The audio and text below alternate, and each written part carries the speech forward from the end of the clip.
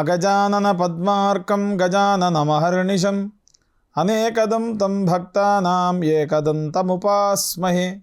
వాగీషాద్యా సుమనసః సర్వార్థానాముపక్రమే యన్నత్వా కృతకృత్యా స్యుః తం నమామి గజాననం.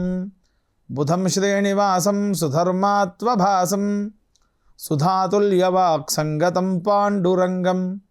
సుధీనాదమున్యాహ్వయం దేశికార్యం గురుః శ్రీత్రయం నిత్యమేతన్నమామి. నమో బ్రహ్మాదిభ్యో బ్రహ్మ విద్యా సంప్రదాయకర్తృభ్యో వంశ ఋషిభ్యో మహద్భ్యో నమో గురుభ్యః. నారాయణం నమస్కృత్య నరం చైవ నరోత్తమం దేవీం సరస్వతీం వ్యాసం తతో జయముదీరయేత్. స్వస్త్యస్తు సదాం సన్మంగళాని సంతు. వక్తశ్చ శ్రోతॄణాం నిత్యం ఏకైకశ్లోకశ్రవణపఠనమాత్రేణ కలికల్మషాపనోదయ పటుతరే వేదకనకకథా ప్రస్తూయతే. వ్యాసాయ విష్ణురూపాయ వ్యాసరూపాయ విష్ణవే నమో వై బ్రహ్మనిధయే వాసిష్ఠాయ నమో నమః. ఈటీవీ లైఫ్ ఆధ్యాత్మిక ఛానల్ సమర్పిస్తున్న వేదసారం వీక్షిస్తున్నటువంటి ప్రేక్షకులకు స్వాగతం తెలియజేస్తూ, వేదసారములోని అంశములు అనేక రకాలుగా అనేక ధారావాహికలలో ఏ కార్యాన్ని, ఏ అక్షరాన్ని, ఏ పదాన్ని, ఏ విభాగాన్ని, ఏ పనస, అనువాకము, ప్రశ్న, అధ్యాయము అనేటువంటి లక్షణాలని అనేక రకాలుగా ఈ మాధ్యమం ద్వారా మనం తెలుసుకొని ఉన్నాం. వేదములు అనంతమైనటువంటివి. అనంతో వై వేదాః. అనంతమైనటువంటి వేదములలో ఉండేటువంటి మన నిత్య దైనందిన జీవితంలో మనం అలవరుచుకొని పాటించాల్సినటువంటి లక్షణములు, వాటి యొక్క మార్గములు అనేక రకాలుగా చెప్పబడ్డాయి. వేదములు కులాలు, మతాలు, వర్ణములు అనేటువంటి లక్షణాలను ఎక్కడా ప్రస్తావించలేదు. వేదములన్నీ కూడా పరిపూర్ణమైనటువంటి శృతి జ్ఞానముతో మాత్రమే వచ్చినటువంటి లక్షణముగా మనము తెలుసుకోవచ్చు. వేదములన్నీ కూడా ఎక్కడ ఏ స్వరూపకంగా ధ్వని అనేటువంటి ప్రత్యక్షమైనటువంటి ముఖతః అంటే గురుముఖతః మాత్రమే ఈ వేదములు అనేటువంటివి అభ్యాసం చెయ్యాలి. అలాంటి గురుముఖతః లేనటువంటి వేదాధ్యయనం పనికిరాదు. అవి ఎలా ఉంటాయి? అక్షరములు మాత్రాబలం సామసంతానః ఇత్యుక్త శీక్షాధ్యాయః. స్వరములు, అక్షరములు, పదములు, వర్ణములు, మాత్రాకారములు అని అనేక రకాలుగా వేదాలకు సంబంధించినటువంటి లక్షణాలని మనకు అందించినారు పెద్దవాళ్ళందరూ. వంశానుగతముగా వస్తూ ఉంది, వంశపారంపర్యముగా వస్తూ ఉన్నాయి ఈ వేదములు. ఈ వేదములను ఎవరో నీబోటివాడో నాబోటివాడో పుస్తకాల్లో రాసినటువంటి లక్షణములు కావు.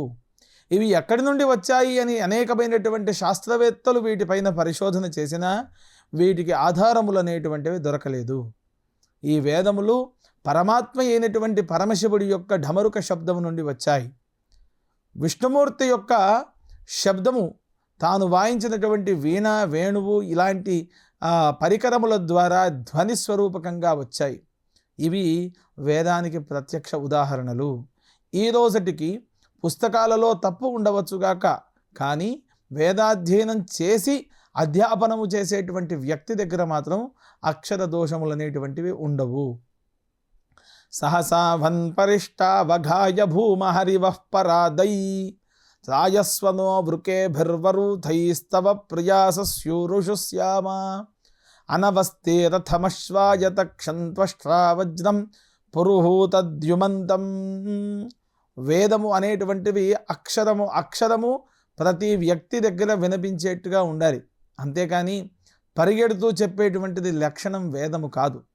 వేదము ఎప్పుడూ నిదానముగా మధ్యమ స్వరముతో వేదాన్ని అతిగా వాగడం కానీ గులగడం కానీ అంటే మనసులో చెప్పడం కానీ ఇవి రెండు నిషిద్ధం. వేదం ఎప్పుడూ గట్టిగానే చెప్పాలి. వేదం మనకు గట్టిగా చెబుతోంది. వేదం ఏమేమి గట్టిగా చెబుతోంది? నిత్యము అలవరుచుకోవలసినటువంటి లక్షణాలను, ఆచరించాల్సినటువంటి విధానాలను, ఏ విధముగా ఉండాలి, ఎలాంటి యజ్ఞయాగాది క్రతువులు చేయాలి, ఏమి దానములు చేయాలి, ఏమి పుచ్చుకోవాలి అనేటువంటి లక్షణాలన్నీ ఈ వేదం మనకు చెబుతోంది. అలాంటి వేదాన్ని ఎవరికైతే మనం ఉపదేశిస్తున్నామో ఏష ఆదేశ ఏష ఉపదేశ, ఈ వేదాన్ని ఎవరికైతే మనం ఉపదేశాన్ని, ఆదేశాన్ని, సందేశాన్ని మనం ఇస్తూ ఉన్నామో వారిని మనం పరీక్ష చేయాలి. ఎలాంటి పరీక్ష చేయాలి అంటే అక్షరములు సరిగ్గా పలుకుతున్నాడా, మంత్రములు సరిగ్గా ఉచ్చారణ చేస్తూ ఉన్నాడా, స్వరములు సక్రమమైనటువంటి మార్గములో ఉన్నాయా, సవేదశాస్త్రధ్వని పూరితాని సవిష్ణుపాదోదక కర్దమాని స్వాహా స్వధాకార సునిర్మితాని వైకుంఠతుల్యాని గృహాణి తాని. ఎక్కడ వేదశాస్త్ర ధ్వనులు వినపడుతూ ఉన్నాయో, ఎక్కడ హోమధూమం ప్రసరించి ఉంటుందో, ఎక్కడైతే సాలగ్రామాది విష్ణుమూర్తి యొక్క పాదోదకాలు ఉంటాయో అది ఎంత వైకుంఠ సమానము అని మనకు వైదిక గ్రంథ రత్నావళి తెలుపుతూ ఉంది. ఇలాంటి వేదములను ఎవరైతే శ్రవణము మననము చేస్తూ ఉంటారో వారికి ఎలాంటి రోగములు కూడా రావు అని మనకు ఘంటాపదంగా చెబుతూ ఉన్నారు వేదము పైన పరిశోధన చేసినటువంటి శాస్త్రవేత్తలు. ఎలా అయితే మనం అక్షరాలను పలుకుతాం, వజ్రో వైస్ఫ్య అని, వజ్రో వైస్ఫ్య, సకారానికి ఫకారము యకారము, మనం ఏ అక్షరం అయితే ఇస్తున్నామో ఆ అక్షరము ద్వారా ఈ నాదపేటికలో ఉండేటువంటి మొత్తం కూడా శుద్ధి అవుతోంది అని. మకారం, నాద సంజ్ఞక మకారం అంటే సున్నా అని వస్తుంది కదా, అని ఉంది. ఆ అక్షరములు పలికినప్పుడు ముక్కు రంధ్రములలో ఉండేటువంటి చెదలంతా వెళ్ళిపోతుంది. అదే అనునాసికములు అని ఉన్నాయి. యః పరాంగు విశ్వం ప్రజయా పశుభిరేతి, వీటిని అనునాసికములు అని అంటాం. అంగ్ అని పలుకుతూ ఉన్నాం. పలికినప్పుడు మెదడులో ఉండేటువంటి నరములన్నీ కూడా శుద్ధి అవుతూ ఉన్నాయి. ఇలా మానవుడు పలికేటువంటి వేద అక్షరములు ఏవైతే ఉన్నాయో వాటి ద్వారా శరీరం అంతా కూడా శుద్ధి అవుతుంది అనేటువంటి లక్షణాన్ని మనం తెలుసుకోవచ్చు. వేదములు వింటే ఫలము అంతే, వేదాన్ని చదివితే ఫలము అంతే. వేదము చదివించిన, వేదాన్ని చదివిన, చదివే వాళ్లకు ప్రోద్బలం చేసిన మనకు ఫలం అనేటువంటిది, వేదాధ్యయనము అధ్యాపనము చేసినటువంటి ఫలం మనకు పరమాత్మ అందిస్తున్నాడు. ఇది సత్యమైన. వేద ఏవ ద్విజాతీనాం సాధనం శ్రేయసఃపరం. ఉపనయనమైనటువంటి వాళ్ళు మాత్రమే వేదాన్ని చదవాలి. మరి ఉపనయనం ఎవరికి కావాలి అంటే తాను వేదాధ్యయనాన్ని చేసి, వేదాధ్యయనం చేసినటువంటి వారితో వారు యజ్ఞోపవీతాది కర్మలన్నింటినీ, యజ్ఞ ఉపవీతం, యజ్ఞాలను ఆచరించడానికి ధరించేటువంటి ఉపవీతం, ఎలా పడితే అలా యజ్ఞయాగాది కర్మలను చేయకూడదు. యజ్ఞోపవీతం ధరిస్తేనే యజ్ఞయాగాది కర్మలను చేయాలి. మనము వాడుక భాషలో దాన్ని ఉపవీతము అని పిలుస్తూ ఉన్నాము. దీనిని చేసేటువంటి, ఉపవీతం చేసేటువంటి లక్షణం ఒకటి ఉంది. ఎవరైతే యజ్ఞోపవీతాన్ని ధరిస్తారో వారి యొక్క 4 వేళ్లకి 90 సార్లు ఆ పత్తితో, దూదితో తీసినటువంటి దారాన్ని 90 సార్లు చుట్టుకోవాలి. అలా 3 సార్లు చేసి దాన్ని ముందుకి వెనక్కి కరివేయడము అని అంటాం. ఆ విధముగా యజ్ఞోపవీతాన్ని ఒక బ్రహ్మముడిని అక్కడ వచ్చేటువంటి ముక్త విద్రుమహేమ నీల ధవల ఛాయై ముఖైస్త్రియక్షణై యుక్తామిందు నిబద్ధరత్న మకుటాం తత్వార్థవర్ణాత్మికాం గాయత్రీం వరదాభయాంకుశకశా శుభ్రం కపాలం గదాం శంఖం చక్రమధారవిందయుగలం హస్తైర్వహంతీం భజే. ఈ ధ్యాన శ్లోకం గాయత్రీమాత ధ్యాన శ్లోకం. ఇక్కడ చూడండి, వైష్ణవులు అని అంటారు, స్మార్తులు అని అంటారు, మధ్వలు అంటారు, ఆరాధ్యులు అంటారు, శైవులు అంటారు, ఇంకా ఎన్నెన్నో అందులో ఉండేటువంటి వర్గాలన్నీ చెబుతారు. వారందరికీ ఒకే పదార్థం మూలము. అది ఏమిటి అంటే వేదం. వేదమంత్రము లేనటువంటి ఉపాసనా శక్తి ఏదీ లేదు. ఈరోజు రేపట్లో ఏం చేస్తున్నారు, గురువు అనేటువంటి ట్యాగ్ లైన్ ఒకటి మెళ్ళో వేసుకొని, నేను నీకు గురువును, నేను చెప్పినటువంటి అక్షరాలను నీవు పలుకు, నీ జీవితాన్ని నేను శాసిస్తాను అనేటువంటి స్థితికి మనం అందరం దిగజారాం. గురువు ఎలా ఉండాలి? ఆచార్య పూర్వరూపం అంతేవాస్యుత్తర రూపం విద్యాసంధి ప్రవచనగం సంధానం. ఇత్యది విద్యం. ఆచార్య అంటే ఆచారాన్ని తన యందు ఉంచుకున్నటువంటి వాడు ఆచార్యుడు. ఆచారత్వాన్ని బోధించేటువంటి వాడు ఆచార్యుడు. అలాంటి ఆచార్యుడు వేదం అనేటువంటి విద్యకు, వేదమనే కాదు, సాంఘిక సామాన్య శాస్త్రములు ఏవైతే గణిత శాస్త్రము, ఆంగ్ల శాస్త్రము, హైందవ శాస్త్రము, హిందూ శాస్త్రము, హిందీ శాస్త్రము, తెలుగు శాస్త్రాలు ఏవైతే ఉన్నాయో వీటన్నింటినీ బోధించేటువంటి వాడిని ఆచార్యుడు అని పిలుస్తున్నాం. 10,000 మందికి బోధన చేసినటువంటి వాడిని కులపతి అని అంటున్నాం. 5,000 మందికి బోధన చేసినటువంటి వాడిని ఉపకులపతి అని అంటున్నాం. అది ఇందులో ఉండేటువంటి వేదంలో ఉండేటువంటి లక్షణం. వేదం ఎలా చెబుతోంది? ఆచార్యుడు అనేటువంటి వాడు చదివేటువంటి చదువుకు ప్రతిరూపం. ఆచార్య పూర్వరూపం. మరి ఉపనయనాది కర్మలు చేసినప్పుడు ఆత్మా వై పుత్రనామాసి సజీవ శరదశతం, నామకరణంలో కానీ జాతకర్మలో కానీ మనం చెప్తాం. అక్కడ ఏమని చెప్తాము అంటే ఆ శిశువుని ఇలా చేతిలోకి తీసుకొని ఆత్మా వై పుత్రనామాసి, నేను ఏదైతే నేను ఉన్నానో నా ప్రతిరూపం ఇక్కడ నేను పట్టుకున్నానే ఈ శిశువు నాకు ప్రతిరూపం, నా ఆత్మ దానికి ప్రతిరూపం ఈ శిశువు. ఆత్మా వై పుత్రనామాసి, ఈయన పుత్రుడు అనేటువంటి నామంతో విరాజిల్లుతూ ఉన్నాడు. సజీవ శరదశతం, 100 సంవత్సరాలు చక్కగా బతుకుగాక. అశ్మాభవ పరశుర్భవ హిరణ్యమస్త్రుతం భవ పశూనాం త్వాహింకారే నాభిజిగ్రామి అంగాదంగాత్ సంభవసి హృదయాదధిజాయసే. హృదయానికి అత్తుకొని నేను చెబుతూ ఉన్నాను. ఆ హృదయానికి ఎవరినైతే నేను అత్తుకొని ఉన్నానో ఆయన నాకు పుత్రుడు, ఆయన నాకు ప్రతిరూపము. అలాంటి వాడిని ఎవరు పుత్రులు అంటే ఎవరు అంటే కేవలం బీజానికి పుట్టినటువంటి వాడు పుత్రుడా అంటే వేదము సమాధానం ఏమని చెబుతోంది అంటే ఎవరికైతే విద్యాబుద్ధులు నేర్పిస్తున్నావో వాడు నీకు పుత్రుడు అవుతున్నాడు.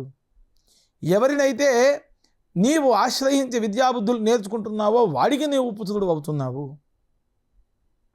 పుత్రులు అనేక రకాలు, తండ్రులు అనేక రకాలు. జన్మనిచ్చినటువంటి వాళ్ళు జననీ జనకులుగా తీసి పక్కకు పెడితే మిగిలినటువంటి వాళ్ళు కూడా పితృ సమానులు అయ్యేటువంటి వాళ్ళు చాలామంది ఉన్నారు. పక్కకు పెట్టడం అంటే తీసి పూర్తిగా వాళ్ళని పక్కకు పెట్టమని కాదు. వాళ్ళు జననీ జనకులుగా నీకు జన్మనిచ్చినారు. మా నాన్నగారు నాకు ఏమిచ్చారండి, నేను సేవ చేయాలి, నీకు జన్మనిచ్చాడు, అంతకంటే నీకు ఇంకేమిస్తాడు? జన్మనిచ్చేపటికే కదా నీవు ఈరోజు ఈ మాట మాట్లాడుతున్నావు. అలాంటి మాటలు ఏమీ మాట్లాడకుండా వేదము చక్కగా మాతృదేవో భవ, పితృదేవో భవ, ఆచార్య దేవో భవ, అతిథి దేవో భవ అంటూ చాలా చక్కగా బోధన చేస్తూ ఉంది. అలాంటి వేదానికి, వైద్యానికి, సామాన్య శాస్త్రానికి, సాంఘిక శాస్త్రానికి ఆచార్యుడు అనేటువంటి వాడు ప్రతిరూపమవుతున్నాడు. ఆచార్య పూర్వరూపం. అంతేవాసి, తన దగ్గర అధ్యయనం చేయడానికి, విద్యను నేర్చుకోవడానికి ఒకడు వస్తున్నాడు. అక్కడ కోనామాసి ఉపనయనంలో అడిగేటువంటి లక్షణం, నీ పేరేంట్రా నాయన? కహ నామహ అసి కోనామాసి అనగా వాడు చెప్తూ ఉన్నాడు, అసౌ నామాస్మి, పలానా పేరు నాది. ఏంటి, ఎందుకు వచ్చావు? బ్రహ్మచారిగా నీవు నా దగ్గరికి ఎందుకు వచ్చావు? కస్య బ్రహ్మచార్యసి అంటే ప్రాణస్య బ్రహ్మచార్యమస్మి. బ్రహ్మచర్యం అనేటువంటిది నా ప్రాణముతో సమానమైనటువంటిది. నా ప్రాణమే బ్రహ్మచర్యం. నేను బ్రహ్మచారిని, నాకు వివాహం కాలేదు అనుకుంటే బ్రహ్మచారి కాడు. వివాహమైనటువంటి వాడు కూడా తాను తన యొక్క ఇంద్రియాలను నిగ్రహంగా ఉంచుకున్నటువంటి వాడు బ్రహ్మచారి అవుతాడు. కృష్ణుడు అస్ఖలిత బ్రహ్మచారి, ఆంజనేయుడు ఆజన్మ బ్రహ్మచారి, వినాయకుడు బ్రహ్మచారి. బ్రహ్మచారి అంటే బ్రహ్మత్వాన్ని తన యందు ఒడిసి పట్టుకున్నటువంటి వాడు బ్రహ్మచారి. ఒక యజ్ఞమో యాగమో క్రతువో చేస్తున్నావు, నీవు ఒంటిపూట భోజనం, నేల శయనం, బ్రహ్మచర్యాన్ని పాటించడం, ఇవి లక్షణమైనటువంటివి. దానినే బ్రహ్మచర్యము, బ్రహ్మ బోధించినటువంటి లక్షణాలను నువ్వు ఆచరించడాన్ని బ్రహ్మచర్యము అని అంటున్నాం. అంతేవాసి అదే విధంగా ఉండాలి. అంతేవాసి అంటే శిష్యుడు. విద్యా సంధి, వీరిద్దరి మధ్య ఉండేటువంటి సంధి ఏంటి అంటే విద్య, చదువు, వీరిద్దరి మధ్య ఉండేటువంటి సంధి. విద్యా సంధి ప్రవచనం సంధానం. ప్రశ్న, దానితో పాటు వచ్చేటువంటి జవాబు. ప్రశ్న లేనటువంటి జీవితం ఎప్పుడూ ప్రశ్నార్థకమే. ఎప్పటికప్పుడు మదన చేస్తూ ఉండాలి. శరీరంలో ఏ అవయవాన్నైనా, ఏ విధానాన్నైనా, ఏ విజ్ఞానాన్నైనా మెదట్లో మనం ఖచ్చితంగా ప్రశ్నించుకోవాలి. ఎప్పుడైతే మనల్ని మనము ప్రశ్నించుకుంటూ ఉంటామో మనము ఉద్ధరణ చేసుకున్నటువంటి వాళ్ళం అవుతాం. ఏదో ఒక పీఠం పేరో లేక జ్ఞానం సంబంధమైనటువంటి మోక్ష మార్గం పేరో పెట్టుకొని నేను ఫలానా వాడిని, నేను గొప్పవాడిని అని చెప్పుకుంటే ఆ గొప్పతనం నీ దగ్గరికి రాదు. గొప్పతనం నీ దగ్గర ఉన్నప్పుడు నీ వద్దకు అందరూ నడుచుకుంటూ వస్తారు. ఆచార్యుడికి మనం ఇచ్చేటువంటి గురుదక్షిణ ఏమిటి? ఏదో డబ్బులో లేక బంగ్లా మేడలో కట్టి ఇవ్వడం కాదు. ఆచార్యుడికి మనం ఇచ్చేటువంటి గురుదక్షిణ ఆయన దగ్గర మనం నేర్చుకున్నటువంటి విద్యను 10 మందికి పంచడం. అది మనం ఇచ్చేటువంటి గురుదక్షిణగా మనం తెలుసుకోవాలి. అంతేగాని ఏది పడితే అది ఇవ్వడం అనేటువంటిది. శిష్యుడు ఎప్పుడూ పుత్రవాత్సల్యంతో ఉంటాడు గురువు గారి దగ్గర. గురువు ఎప్పుడు కూడా శిష్యుణ్ణి తన యొక్క కొడుకు వలెనే లాలన చేస్తూ ఉంటాడు. లాలనాతు బహవో దోషాః తాడనాతు బహవో గుణాః తస్మాత్ పుత్రంచ శిష్యంచ తాడయేన్నతు లాలయేత్. నీతిశాస్త్రంలో చెప్పినటువంటి అంశం. పిల్లవాడిని ఎప్పుడూ కూడా తాడన చేయాలి, కొట్టాలట. కొట్టాలి అంటే అదేదో కర్ర పట్టుకొని వాడి శరీరం అంతా గాయాలు పరచడం కాదు. లాలనాత్ బహవో దోషాః బుజ్జగించి చెబితే దోషాలు ఎక్కువగా వస్తాయి. అదే ఒక దెబ్బ కొట్టి బెదిరించి చెబితే తాడనాత్ బహవో గుణాః ఎక్కువ గుణాలు, మంచి గుణాలు వస్తాయి. తస్మాత్ పుత్రంచ శిష్యంచ గురుకులంలో వేదాధ్యయనానికి విద్యార్థిని పంపించిన తరువాత మా అబ్బాయి ఎలా చదువుతున్నాడు, ఎలా ఉన్నాడు, మీరెందుకు మా అబ్బాయిని కొట్టారు అనేటువంటి ప్రశ్నలను వేయకూడదు. అలా వేస్తే వాడి చదువు అక్కడికే సమాప్తం. అలా వేయలేదు కాబట్టే మన పెద్దలు ఉన్నతమైనటువంటి స్థితిలో ఉన్నారు. పిల్లలు నేడు ఊబకాయంతో ఊగులాడుతూ ఉన్నారు. అది మనం తెలుసుకోవాలి. కాబట్టి విద్యార్థులకి స్వేచ్ఛ ఇవ్వాలి, గురువులకు స్వేచ్ఛ ఇవ్వాలి. మీరు స్వేచ్ఛగా గురుకులంలో వదిలేసి బయటికి రావాలి. అది విద్యను చెప్పేటువంటి విధానం మనకు వైదిక మార్గం, వేద మార్గం చెబుతున్నటువంటి లక్షణం. ఇలాంటి వేద మార్గంలో అనేక రకాలుగా జీవనాలు ఉన్నాయి. అవి ఎలాంటి అంటే 4 వర్ణాశ్రమాలు ఉన్నాయి. బ్రహ్మచర్యాశ్రమము, గృహస్థాశ్రమము, వానప్రస్థాశ్రమము, సన్యాసాశ్రమములు. ఈ 4 గొప్ప అయినటువంటి ఆశ్రమ ధర్మాలు. బ్రహ్మచర్యాశ్రమం. ఈ బ్రహ్మచర్యాశ్రమం అంటే ఏదో కుటీరం కట్టుకొని అక్కడికి వెళ్ళి కూర్చొని తాను అనుష్ఠానం చేసుకోవాలా అంటే కాదు. బ్రహ్మచారి 12 సంవత్సరాలు ఉంటాడు. 12 వర్ష వేద బ్రహ్మచర్యం. 12 సంవత్సరాలు వేద బ్రహ్మచర్యాన్ని పాటించాలి. దానికి ఏం చెయ్యాలి? అభక్షభక్షణ, ఏవి పడితే అవి తినకూడదు. అభోజ్య భోజన, ఏది పడితే అది భోజనం చేయకూడదు. సహచర క్రీడా సల్లాపన, ఆటలపైన ఎక్కువగా జ్ఞానం ఉండకూడదు. అలా అని ఆటలు ఆడుకోవద్దు అని చెప్పలేదు. బాలస్థావత్ క్రీడాసక్తః, తరుణస్థావత్ తరుణీసక్తః, వృద్ధస్థావత్ చింతాసక్తః అని భజగోవింద స్తోత్రం చెప్పినటువంటి అంశం. పిల్లలని ఆట ఆడే సమయానికి, ఆట ఆడించే సమయానికి వాళ్ళని తీసుకెళ్ళాలి. అంతేగాని ఎప్పుడు పడితే అప్పుడు ఆడుకుంటాడు అంటే వాడి జీవితం అంతా ఆటల్లోనే మునిగి తేలుతోంది. బ్రహ్మచర్యాశ్రమంలో స్నేహన, స్నేహము చేసేవారితోనే స్నేహం చేయాలి. దుష్టులతో స్నేహం చేస్తే వీడు దుష్టుడైపోతాడు. కాబట్టి స్నేహాన్ని కూడా ఆలోచన చేసి చేయాలి. అనిత్యాని శరీరాన్ని విభవో నైవ శాశ్వతః. ఈ శరీరానికి ఏది శాశ్వతం కాదు, ఈ వైభవము విభవం అంతా కూడా. కాబట్టి కామవాద, కామచార, కామము అనే పదాన్ని ఎక్కడనో తీసుకొని వెళ్ళిపోయారు. కామము అంటే కోరిక అని అర్థం. ఏదైనా ఒక పదార్థం పైన, ఒక వస్తువు పైన, ఒక విద్య పైన ఉండేటువంటి కన్ను, దాన్ని తీసుకోవాలి అనేటువంటి ఆసక్తి, అది కామం. కామము అంటే ఏదో వినకూడని పదమో అనకూడనటువంటి పదమో కాదు. ఎప్పుడు కూడా కామంతోనే ఉండాలి. కామం అనేటువంటిది కోరిక. దేనిపైన కోరిక లేకపోయినా నీ వల్ల ఉపయోగం లేదు. ఒక విద్య నేర్వాలన్నా కోరిక ఉండాలి. ఒకరికి విద్య చెప్పాలి అన్నా నీ కోరిక ఉండాలి. సంపాదించాలన్నా కోరిక ఉండాలి. కామవాద, అభక్షభక్షణ, అభోజ్యభోజన, దర్పణావలోకన, ఎప్పుడూ ఒక అద్దాన్ని ముందట పెట్టుకొని నేను ఇంత అందంగా ఉన్నానే అని వాడు బ్రహ్మచారి పలకకూడదు. అద్దం చూడకూడదు. శకటారోహణ, శకటం ఎక్కకూడదు. శకటము అంటే బండ్లు. అంటే ఇక్కడ దానికి ఆంతర్యం మనం వెతుక్కోవాలి. ఎలా అంటే తాను ఒక గురుకులావాసానికి వెళ్తున్నాడు చదువుకోవడానికి. గురుకులావాసానికి వెళ్ళేటువంటి వాడు బండి మీద వెళితే ఎక్కడైనా పడి ఏమైనా జరిగితే ఆ ప్రమాదాలను ఆలోచన చేసి ఋషులు మనకు అందించినటువంటి ధర్మాలు. ప్రాక్టికల్స్ ఇవన్నీ ఏదో మౌఖికంగా అక్కడ వాళ్ళ నోటికి వచ్చినట్టు రాసి అప్పచెప్పినటువంటి అంశాలు కావు. శరీరం మీద ఎప్పుడైతే శ్రద్ధ పెరుగుతుందో విద్య మీద వాడికి శ్రద్ధ తగ్గిపోతుంది. ఎప్పుడైతే ధనం మీద ఆశ పెరుగుతుందో విద్య అనేటువంటిది సన్నగిలుతుంది. విద్య చాలా ముఖ్యమైనటువంటిది జీవితంలో. అలాంటి అధ్యయనం చేయాలి అంటే బ్రహ్మచర్యాశ్రమం పాటించాలి. ఎక్కడ పడితే అక్కడ భోజనం చేయకూడదు, ఎక్కడ పడితే అక్కడ మలమూత్ర విసర్జనలు చేయకూడదు. వాడికి బ్రహ్మచర్యాశ్రమంలో ఉండేటువంటి వాటికి నిర్దిష్టమైనటువంటి కాలాన్ని మనం సూచన చేయాలి. ఇది వైదిక ధర్మము, వేద ధర్మము మనకు చెబుతూ ఉంది. సహచర క్రీడా సల్లాపన, క్రీడలు ఆడకూడదు. అలాంటి ఆటలు ఆడితే చదువు వెనుకకు పడేటువంటి ప్రమాదం ఉంటుంది.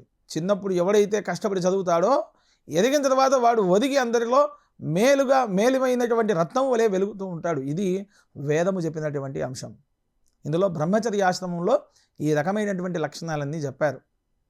ఇలా 12 వర్ష వేద బ్రహ్మచర్యాన్ని పాటించి ప్రతినిత్యము సంధ్యావందనము, అగ్నికార్యము, బ్రహ్మయజ్ఞము, అధ్యయనము, అధ్యాపనము, తర్వాత భిక్షాచరణము, భోజనము ఇవి శ్రద్ధగా చేస్తూ వేద జీవనాన్ని కొనసాగించాలి.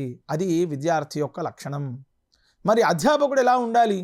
అధ్యాపకుడు ఏ వ్యక్తినైనా సరే, విద్యార్థుల్లో ఉండేటువంటి ఏ వ్యక్తినైనా సరే తన యొక్క పుత్రుని ఏ విధంగానైతే లాలిస్తూ ఉంటాడో అదే విధంగా వాళ్ళను చూసుకోవాలి. గురుకులంలో ఉండేటువంటి విధానం, నా అకౌంట్కు డబ్బులు వేయి, నేను ఈ రకమైనటువంటి పనిని చేస్తున్నాను, నేను పాఠశాల నడిపిస్తున్నాను, నేను ఇంకేదో చేస్తున్నాను అని డబ్బులు వసూలు చేసేటువంటి కార్యాన్ని చేయకూడదు. నీ దగ్గర ఏదుందో అది పెట్టాలి. నీ దగ్గర ఏదైతే నీకు వస్తుందో దాన్ని పంచిపెట్టాలి. అంతేగాని జోలె పట్టుకొని బయటకు వెళ్ళి నేను తెచ్చి దీని ద్వారా నేను లోకోద్ధరణ చేస్తున్నాను అని సంపాదించుకునేటువంటి ప్రయత్నాలు వేదానికి చేయకూడదు. అలా చేస్తే వేదాన్ని అవమానించినటువంటి దోషం మనకు వెంటపడుతుంది. మనము వేద పాఠశాలలు, గురుకులాలు ఏవైనా, వేద పాఠశాలనే కాదు, గురుకులాలు ఏవైనా, విద్యను బోధించేటువంటి గురుకులాలు, ఎలాంటి విద్యనైనా సరే బోధించేటువంటి గురుకులాలు ఏవైతే ఉన్నాయో వాటికి వెళ్ళి మనవంతుగా సహకారాన్ని మనం అందించాలి, వాళ్ళు అడగకూడదు. అలా అందించినప్పుడు మనకు దీన్ని చేసినటువంటి ఫలం అనేటువంటిది వస్తుంది అని వేద ఏవ ద్విజాతీనాం సాధనం శ్రేయసఃపరం, అందరికీ శ్రేయఃకామం అనేటువంటిది దొరుకుతుంది అని మనకి వేద వాక్యముల యొక్క వచనం. కాబట్టి ఎల్లవేళలా ఈ వైదిక ధర్మ మార్గంలో నడిచేటువంటి ప్రయత్నాన్ని మనం చేస్తూ వేద జీవనాన్ని అవలంబిస్తూ వేదంలో వేదసారాన్ని వీక్షిస్తూ వేదంలో ఉండేటువంటి ప్రతి అక్షరాన్ని మనం తెలుసుకుంటూ వేదం అనేటువంటి లక్షణాన్ని, నాదం అనేటువంటి జీవనాన్ని, సాధం అనేటువంటి భోజనాన్ని మనం ఎల్లవేళలా ఆస్వాదిస్తూ 10 మందికి ఉపయోగపడుతూ లోకా సమస్త సుఖినో భవంతు అనే విధంగా మనం జీవిస్తూ 10 మందికి ఆదర్శంగా బ్రతుకుతూ ఈ వేదసారాన్ని మనం వీక్షిస్తూనే ఉందాం. స్వస్తి ప్రజాభ్య పరిపాలయంతాం న్యాయేన మార్గేణ మహిం మహిషాః గోబ్రాహ్మణేభ్యః శుభమస్తు నిత్యం లోకాః సమస్తాః సుఖినో భవంతు. స్వస్తి.